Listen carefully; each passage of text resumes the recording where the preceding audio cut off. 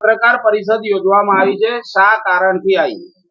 આજે આપણે તમામ પત્રકાર મિત્રોને બોલાવવાનું કારણ એ રીતે ઉપસ્થિત થયું છે કે 2022ના 11મા મહિનાની અંદર જ્યારે વડતાલની અંદર ભૂગર્ભ ગટર યોજના માટે સંપાદિત થયેલી જે જમીનો છે સંપૂર્ણ વળતર આપી ચૂકવી અને સંપાદિત થયેલી જે જમીનો છે એ જમીનો ઉપર આ વિરાણી જે સ્ટેમ્પ રજિસ્ટ્રાર ખરો એણે દસ્તાવેજો એ જાણતો હોવા છતાં મેલાફાઇડે ઇન્ટેન્શનથી એણે આ દસ્તાવેજો કર્યા અને ત્યારબાદ એ દસ્તાવેજો પ્રમાણિત પણ એ તેના સંલગ્ન તમામ અધિકારીઓ એને પ્રમાણિત કર્યા. મામલતદાર તત્કાલીન મામલતદાર ગ્રામ્ય નડિયાદ એણે પણ એને પ્રમાણિત કર્યા અને પ્રાંત હાલના પ્રાંત જે સુવેરા સાહેબ એમણે પણ આ તમામ દસ્તાવેજોને પ્રમાણિત કર્યા.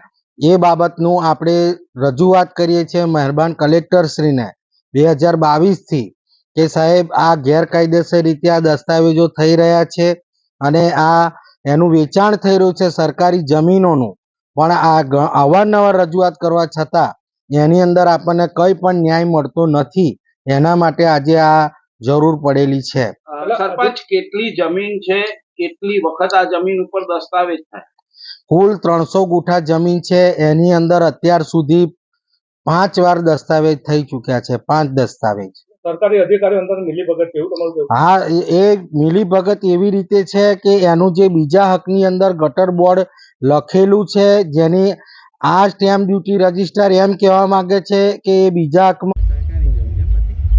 તમે કઈ રજૂઆત કરી આ બાબતે? અમે બહુ પહેલો વાર દસ્તાવેજ 2023ના 11